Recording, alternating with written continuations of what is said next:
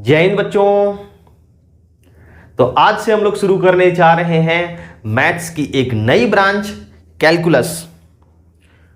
JEE या फिर बाकी कॉम्पिटिटिव एग्जाम के पॉइंट ऑफ व्यू से देखा जाए तो ओवरऑल मैथ्स का, ओवरऑल 11th एंड 12th के मैथ्स का कैलकुलस 30 to 35% वेटेज रखता है। जेई में 25 क्वेश्चन पूछे जाते हैं, उसमें से 8 या फिर 9 क्वेश्चन है ना कैलकुलस के अंदर। मैं फंक्शन और आईटीएफ को भी इंक्लूड कर रहा हूं जो कि कैलकुलस के पार्ट नहीं है, फिर भी हम इसको पहले पढ़ेंगे क्योंकि कैलकुलस में इनके कॉन्सेप्ट यूज होंगे, है ना। तो फंक्शन और आईटीएफ को भी इंक्लूड कर दिया जाए तो कैलकुलस से जेई मेंस में करीब करीब 8 से 9 क्वेश्चन पूछे जाते हैं। दैट मीन्स कैलकुलस अकेले 1/3 वेटेज रखता है भाई। और बोर्ड के पॉइंट ऑफ व्यू से देखा जाए ना तो करीब करीब 50% इसका वेटेज होगा। और ये ब्रांच बहुत ज्यादा मजेदार है ना। इसको पढ़ने के लिए बस इतना शर्त है कि आपका बेसिक क्लियर होना चाहिए। अगर आपका बेसिक पता है, आपका बेसिक कॉन्सेप्ट क्लियर है, तो फिर कैलकुलस में आपको मजा आएगा। और क्लियर नहीं है तो यही कैलकुलस आपको बहुत परेशान करने वाला है। तो पहले हम ये जान लेते हैं कि वो कौन कौन से बेसिक हैं जो कि कैलकुलस पढ़ते टाइम हमें मिलने वाले हैं।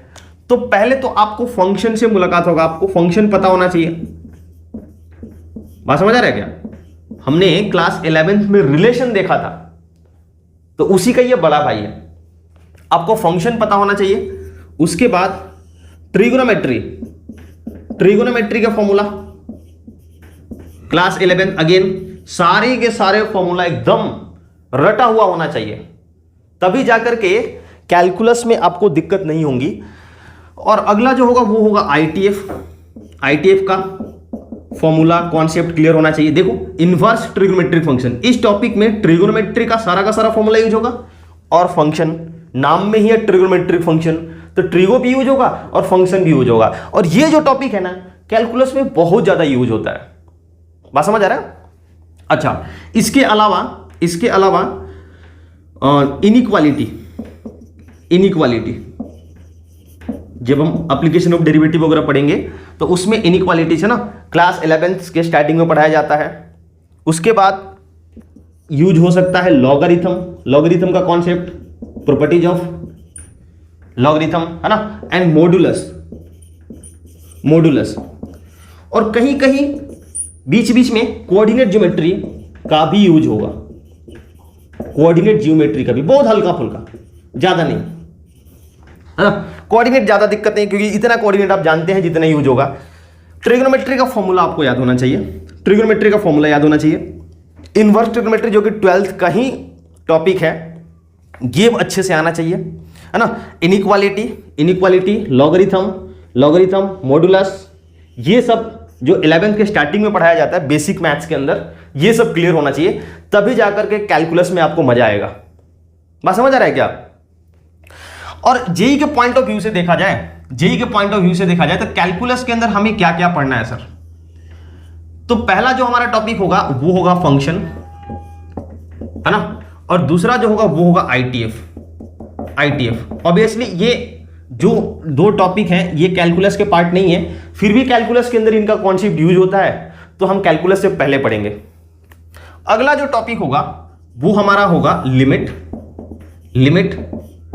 फिर कंटिन्यूटी एंड डिफरेंशियबिलिटी, है ना। लिमिट का जो कॉन्सेप्ट है वो कंटिन्यूटी एंड डिफरेंशियबिलिटी में यूज होगा। ये 11th का टॉपिक है और ये 12th का टॉपिक है। फिर हम देखेंगे मेथड ऑफ डिफरेंशिएशन, है ना। डिफरेंशियबिलिटी से ही डिफरेंशिएशन का कॉन्सेप्ट डेवलप होता है। तो उसके बाद हमारा जो टॉपिक होगा वो डिफरेंशिएशन का होगा। And next application of derivative.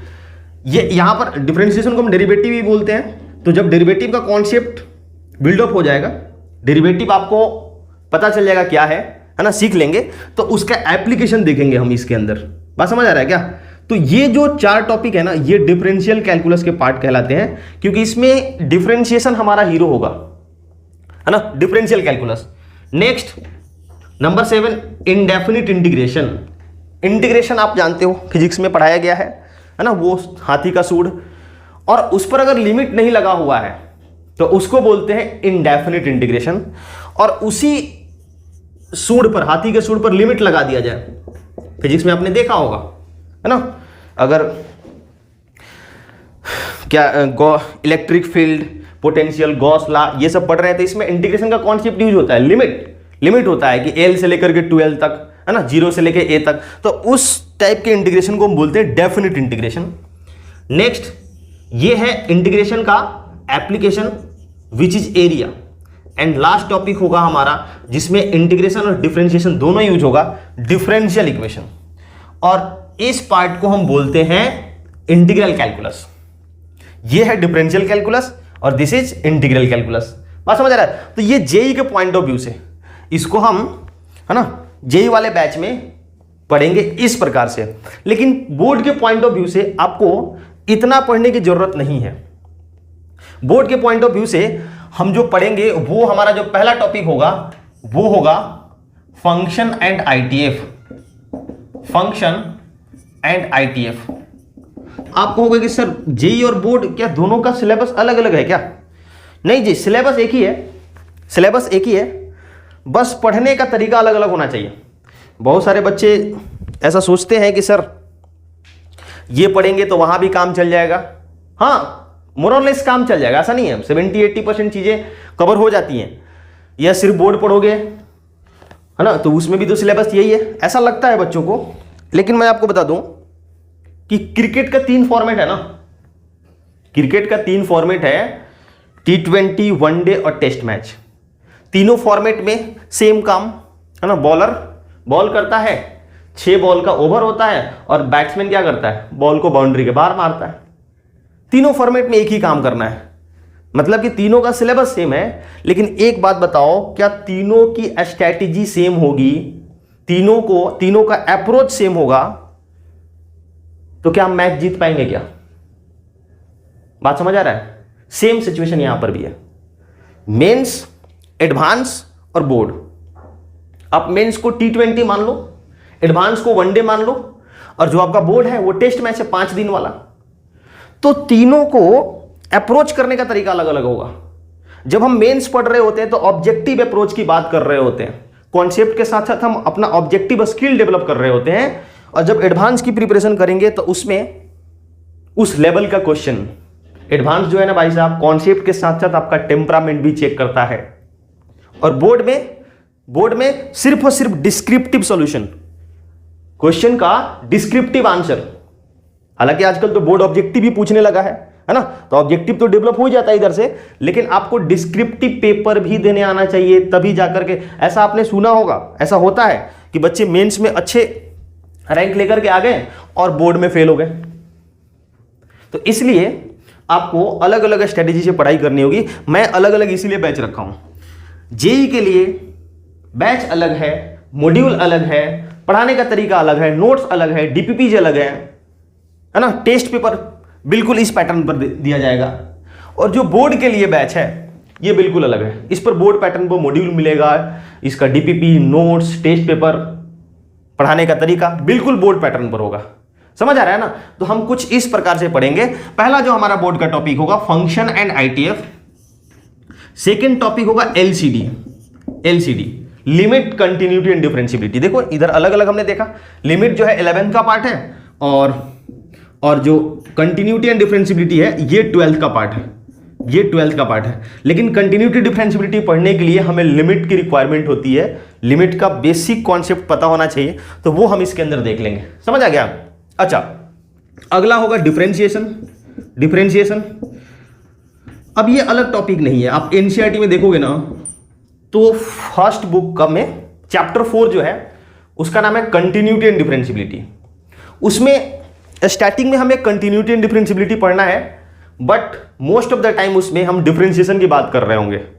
70-80% time उस टॉपिक का हमारा डिफरेंशिएशन में जाने लगने वाला है ना। तो ये दोनों टॉपिक एनसीईआरटी में एक ही साथ मिलेंगे। कौन कौन? कंटिन्यूटी, डिफरेंशियबिलिटी एंड डिफरेंशिएशन, जिसका नाम है कंटिन्यूटी एंड डिफरेंशियबिलिटी, है ना। नाम से पता नहीं चलेगा कि उसके अंदर हम डिफरेंशिएशन भी पढ़ेंगे।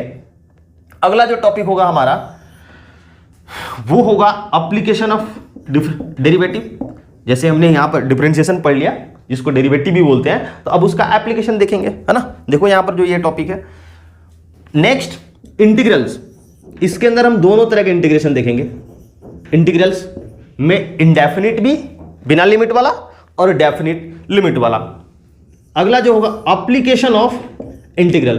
भाई जब इंटीग्रल पढ़ चुके हैं तो इसका यूज भी करके दिखाओ कि कहां यूज होगा। वो होगा एरिया फाइंड करने में, है ना। मैं वही नाम लिख रहा हूं जो एनसीईआरटी बुक के अंदर चैप्टर का नाम है ना, integrals, application of integrals. And number 7 that is differential equation, है ना, डिफरेंशियल इक्वेशन। तो ये टोटल 7 टॉपिक है। ये 7 टॉपिक जो कि बोर्ड वाले बैच में हम कवर करेंगे, है ना, इसी सीक्वेंस में चलेगा भी, और ये जेई वाले बैच में।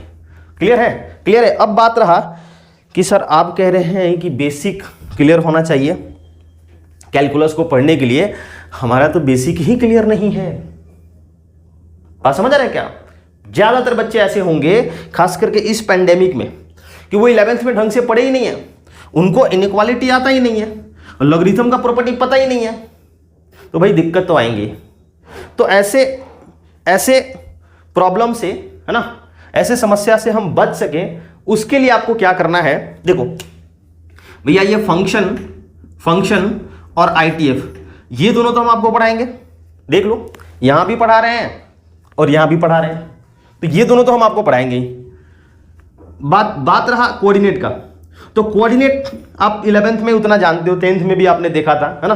हालांकि स्ट्रेट लाइन का कॉन्सेप्ट, स्ट्रेट लाइन के इक्वेशन, सर्कल का बेसिक छोटा मोटा जो इक्वेशन होता है ना, स्टैंडर्ड इक्वेशन, वो यूज होंगे।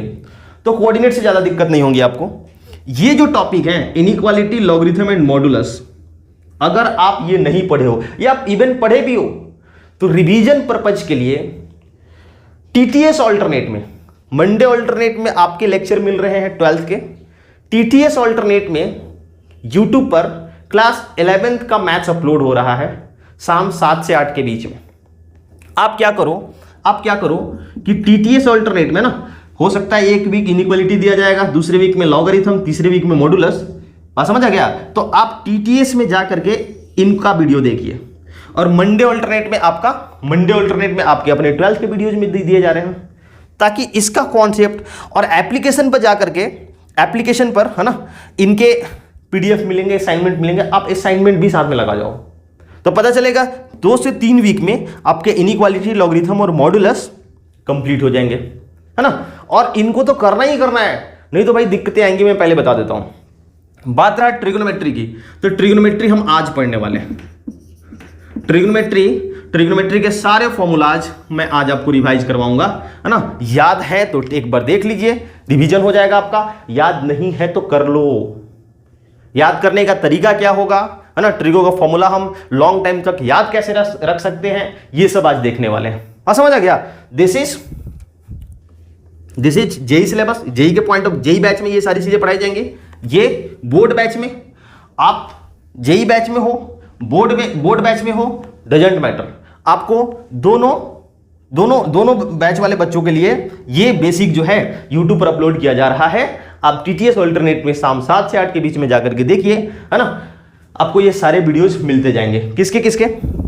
इनइक्वालिटी के, लॉगरिथम के, मॉडुलस के। ट्रिग्नोमेट्री में आज पढ़ाने वाला हूं। फंक्शन और आईटीएफ तो आपको पढ़ाया ही जाएगा, और कोऑर्डिनेट इग्नोर करके चलो, उतना आपको कोऑर्डिनेट आता है तो दिक्कतें नहीं होंगी। ठीक है।